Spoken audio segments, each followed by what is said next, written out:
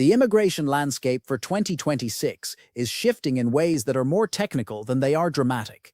And today I want to walk you through the new rules affecting H-1B workers, H-4 dependents, F-1 students, M-1 vocational learners, and J-1 exchange visitors with the calm clarity you deserve. If you've been reading headlines about social media surveillance or lottery chaos, I understand why you might feel concerned. My goal today is to explain these new administrative requirements in plain language so you can prepare with confidence rather than anxiety. The system is becoming more detailed, but it remains navigable for those who understand what consular officers are actually looking for. Before we dive in, let me offer a brief disclaimer. I am providing educational information based on publicly available policy directives and Federal Register notices.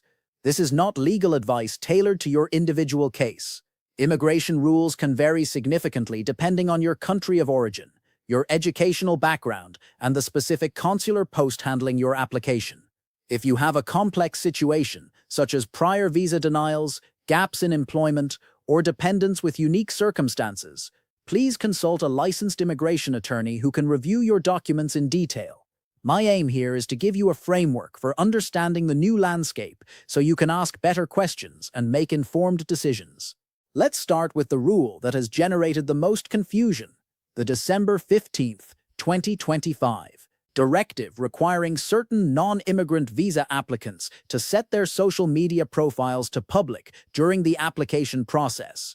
This mandate is now fully active as of February 2026 and applies specifically to H-1B specialty occupation workers, H-4 dependent spouses and children, F-1 academic students, M-1 vocational students, and J-1 exchange visitors. The directive does not cover tourist visas or green card applicants at this stage, though consular officers have always had discretion to request social media handles during interviews. What has changed is the formal requirement and the technical scope of review. Here is what you need to understand. When you submit your DS-160 online non-immigrant visa application, you are already asked to list your social media platforms and usernames for the past 5 years. This question has existed since 2019. The new layer is that consular officers are now instructed to verify that the information you provide on LinkedIn, Facebook, Instagram, Twitter, and other platforms aligns with the details in your visa petition and your DS-160 form. This is not about reading your personal messages or monitoring your vacation photos. It is about checking for consistency. If your LinkedIn profile says you are a senior software architect, but your H-1B petition lists you as a junior developer, that discrepancy will raise questions. If your Facebook employment history shows you working at a different company than the one sponsoring your visa, the officer will ask you to explain the gap. The goal is to prevent fraud and ensure that applicants are genuinely qualified for the positions they claim to hold. The practical step you need to take is straightforward. Before your visa interview, set your LinkedIn, Facebook, and any other professional or semi-public social media accounts to public visibility. Review your profile information carefully. Make sure your job title matches exactly what appears on your Form I-129 petition or your DS-2019 program document. If you have held multiple roles at the same company, ensure the dates align with what your employer reported to USCIS. If you have taken a career break for family reasons or further education, consider adding a brief note in your profile summary so the officer understands the timeline. Think of this as a digital audit. You are not hiding anything. You are simply ensuring that all the pieces of your story fit together cleanly so the consular officer can approve your visa without needing to issue a 221G administrative hold for additional documentation. Now let me address a concern I hear frequently. What if I rarely use social media, or I deleted my old accounts years ago? The directive does not require you to create fake profiles or resurrect dormant accounts. If you genuinely do not have a Facebook account, you can state that on your DS-160. The key is honesty.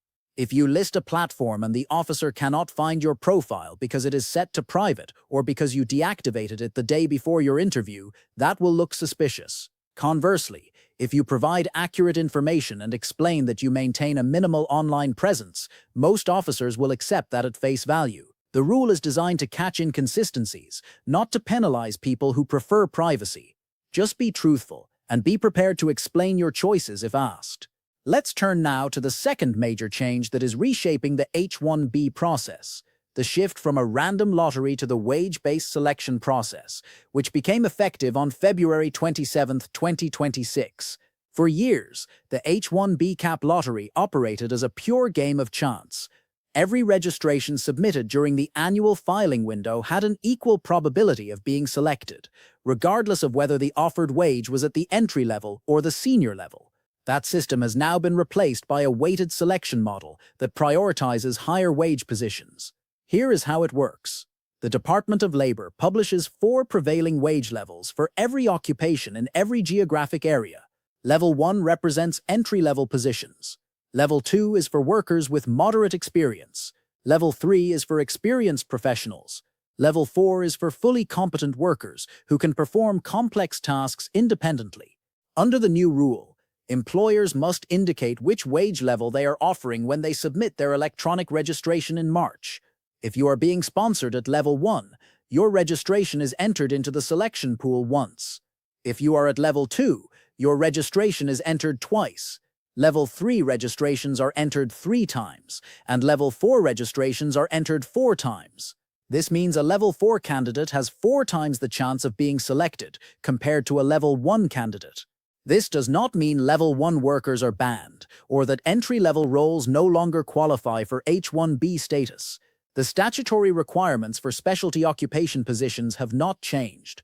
What has changed is the likelihood of selection. If you are a recent master's degree graduate being offered an entry-level analyst role at Level 1, your employer can still file for you, but your odds of winning the lottery are lower than they were last year. If you are being offered a senior data scientist role at Level 4, your chances have improved significantly. The policy rationale is to align the H-1B program more closely with the national interest by prioritizing positions that offer higher compensation and, theoretically, greater economic contribution. Whether you agree with that rationale or not, it is the rule we are working with in 2026. The practical advice I offer is this. If you are currently on F1 OPT and you are negotiating a job offer with a prospective H-1B sponsor, ask your employer to be transparent about the wage level they plan to use. If the position can be structured at Level 2 or Level 3 without inflating responsibilities unrealistically, that may improve your selection odds. Do not misrepresent your qualifications, but do ensure that your actual duties are reflected accurately in the petition so you are placed at the appropriate wage tier. The third development affecting H-1B applicants is the premium processing fee increase that took effect on March 1, 2026. Premium processing is an optional service that guarantees USCIS will adjudicate your Form I-129 petition within 15 calendar days instead of the standard processing time, which can stretch to several months. The fee for this expedited service has increased from $2,500 to $2,805 for most H-1B petitions. Additionally, the filing fee for Form I-539, which is used to extend or change non-immigrant status inside the United States, has also seen modest increases. If your employer was planning to file an H-1B extension or an H-4 dependent application in early 2026, they may have rushed to submit before March 1st to avoid the higher fees. If you are reading this after that deadline, simply budget for the updated amounts. The fee increase does not change the legal standards for approval. It is purely a revenue adjustment to fund USCIS operations. For F1 students, there is a significant proposal on the horizon that has not yet been finalized, but is worth monitoring closely. Traditionally, F1 students have been admitted to the United States for duration of status, meaning you remain in lawful F1 status as long as you are enrolled full-time in your academic program and maintaining your SE visa's record. Under a proposed rule, the Department of Homeland Security is considering replacing duration of status with fixed admission periods, likely 4 years for undergraduate programs and 2 years for graduate programs. If this change is implemented, students who need to extend their studies beyond the initial admission period would be required to file an extension application with USCIS rather than simply updating their SC visa's record through their designated school official. This would introduce additional paperwork, fees, and processing time into what is currently a streamlined system. The rule has not been finalized as of February 2026, and there is significant pushback from universities and student advocacy groups. My advice to current F1 students is to stay informed through your international student office and be prepared for the possibility that your next program extension may require a formal USCIS filing. Do not panic, but do plan ahead so you are not caught off guard if the rule takes effect midway through your degree. Finally, let's talk about consular appointment delays, which are affecting applicants across multiple visa categories. Reports from India, the Philippines, and several other high-demand countries indicate that visa interview slots are being pushed to April 2026 or later, due to the increased workload created by the new social media vetting requirements. Consular officers are spending additional time reviewing online profiles, cross-referencing employment histories, and issuing 221G requests for clarification when discrepancies arise. This has created a bottleneck at certain posts. If you are planning to travel for a visa stamp in the coming months, I strongly recommend booking your appointment as early as possible. Check the appointment availability calendar on the U.S. Embassy or consulate website for your country every few days as cancellations do open up. If you are currently in the United States on H-1B status and your visa stamp has expired, remember that you do not need to leave the country to continue working, as long as your I-94 and I-797 approval notice are valid. The visa stamp is only required for re-entry. If you do not have immediate travel plans, you may choose to delay your visa interview until the appointment backlog clears. The rules are becoming more technical, but they are still navigable for applicants who take the time to understand what is being asked and why. Setting your social media profile to public is simply a new administrative step, not a fundamental change in your eligibility. The wage-based H-1B selection process shifts the odds but does not eliminate opportunity for talented professionals. The fee increases are modest and predictable. The F1 duration of status proposal is still under review, and the consular delays, while frustrating, are a temporary byproduct of the transition to more detailed vetting procedures. My closing advice is this: conduct a digital audit of your online presence well before your interview. Ensure that your LinkedIn profile, your resume, and your visa petition all tell the same story. Communicate openly with your employer or your school's international office about timelines and potential delays. And if you encounter a 221G request for additional evidence, respond promptly and thoroughly. The system rewards preparation and transparency.